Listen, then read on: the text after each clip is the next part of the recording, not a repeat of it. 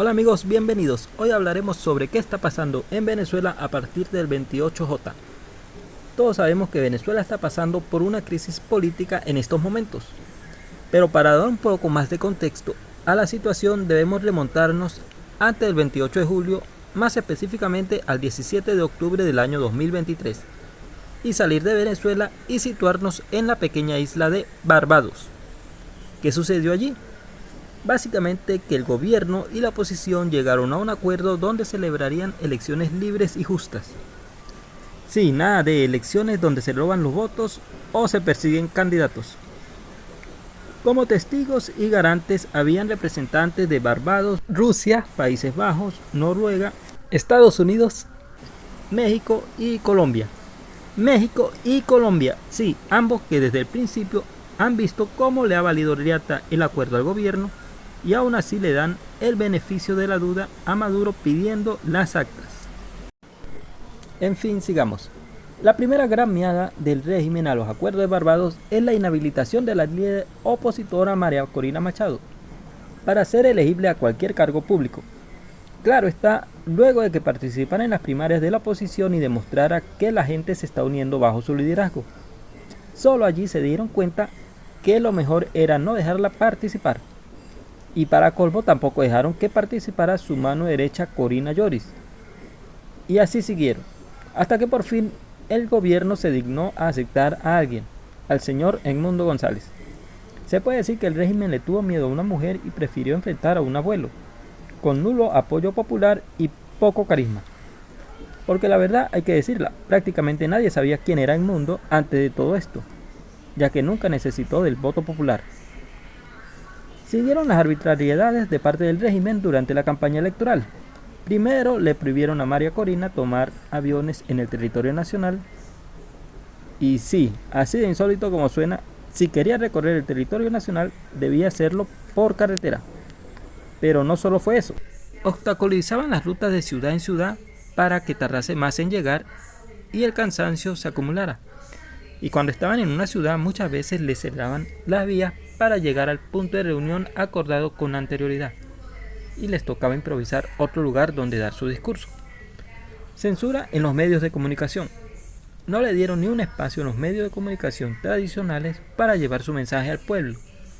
Todo se hizo por medio de las redes sociales. Para colmo, todo aquel negocio o persona que colaborara o simplemente prestara su servicio con el equipo de Edmundo y María Corina, al día siguiente era clausurado o sancionado por el régimen. La idea de todos estos actos era clara: desinflar la voluntad política tanto de los dirigentes como de los votantes opositores. Todo esto fue antes de las elecciones. Bien, llegamos al día de las elecciones. Lo que no mucha gente sabe es que las elecciones se celebran un mes o poco más de la toma del poder. El adelanto de las elecciones, según lo que yo entiendo, tenía dos fines. Primero, diluir con el tiempo el fraude electoral, ya que la tiranía sabía que perderían, pero el CNE los daría como ganador.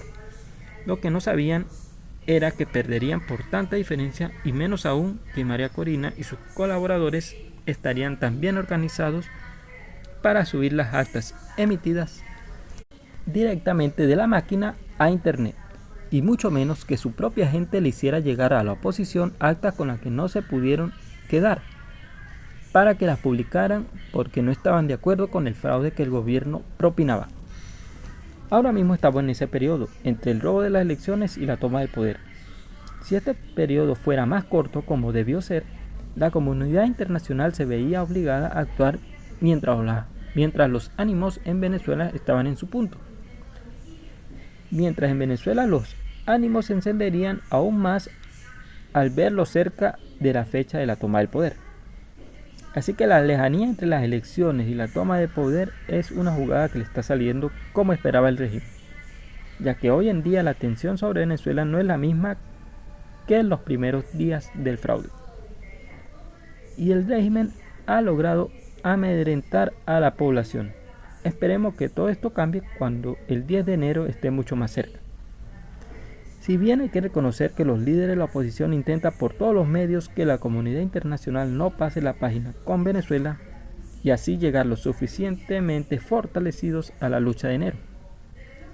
El otro fin con la que eligieron esa fecha del 28 de julio, precisamente el 28 de julio, los que eran más chavistas que Chávez saben perfectamente que el 28 de julio era el cumpleaños del fallecido comandante Hugo Chávez.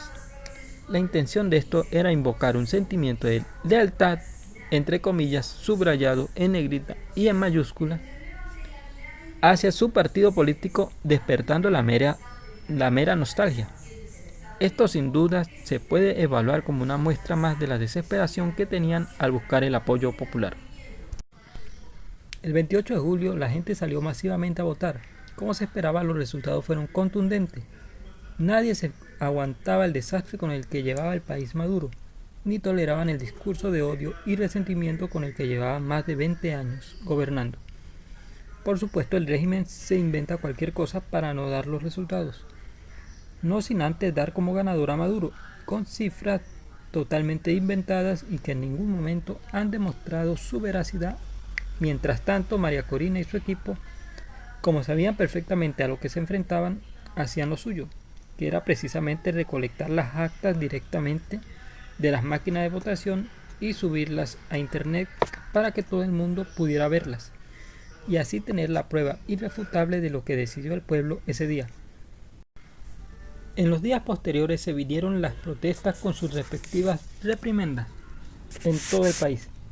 En el ámbito internacional saltaron a apoyar al régimen las también dictaduras de China, Rusia, Irán, Serbia, Cuba y Nicaragua. Es que entre valientes se apoyan. Hubieron países que desde el principio denunciaron el fraude, como el caso de Argentina, pero la gran mayoría se mostró cautelosa. Con el tiempo son más los países que reconocen a Edmundo como el ganador de las elecciones, o al menos son más los que siguen sin reconocer a Maduro, que ya es algo, aunque no es suficiente. Pero que no lo reconozcan sus amigos ideológicos como Petro, Lula y López Obrador ya dice mucho. Debo decir que las protestas violentas se dieron de forma espontánea y es entendible ante semejante descaro de parte del régimen. Los líderes opositores, sus discursos eran sobre la unión de los venezolanos. Mucha gente le criticó el por qué no llamaba abiertamente a las calles para hacer protestas masivas. Entre ellos Agustín Laje, que aunque admiraba y reconocía todo lo que había logrado María Corina, en este punto sí difería el cómo se debía proceder a estas alturas.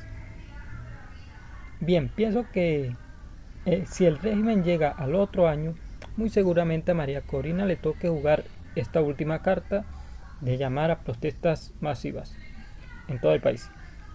Bien, luego que las protestas fueron mermando, el régimen empezó una cacería de brujas, buscando a los testigos de mesa, personas que lograron identificar en videos virales sobre las protestas y venezolanos que publicaron en sus redes sociales su descontento con el gobierno, o simplemente personas que estaban en la calle, en el lugar y momentos equivocados. Así comenzaron una campaña de terror con la intención de precisamente eso, atemorizar a las personas que en cualquier momento podían llegar a tu casa y llevarte. Tanto fue así que el propio Maduro salía en cadena nacional vanagloriándose de los miles de detenidos que llevaban. E incluso llegaron al extremo de marcar con una X las casas de los opositores restiados.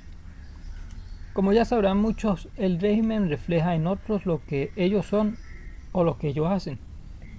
Dicen que la oposición es fascista cuando ellos son los fascistas. Dicen que los otros están llenos de odio cuando ellos están llenos de odio. Dicen que los otros no respetan los resultados cuando son ellos los que se quieren robar las elecciones. Y así podríamos seguir y seguir. Bien, pero no solo han apresado a gente común, también a los líderes de la oposición o a sus colaboradores. El propio Edmundo González lo han intimidado tanto que se ha tenido que ir del país. Esto en sí mismo ha generado polémica y hasta debate entre mucha gente que lo apoya. Si bien es cierto que hay que proteger su vida y su integridad, ya que él es el presidente, y sin el presidente se tendría que llamar de nuevo a supuestas elecciones. Pero hay quienes piensan que si el gobierno lo dejó ir es porque le convenía más a ellos tenerlo lejos, que era una prisión en Venezuela. Sea como sea, lo cierto es que logró salir del país y llegó a España. Y todos los líderes de la oposición apoyan su decisión. Y también es cierto que la verdadera líder de la oposición sigue en Venezuela.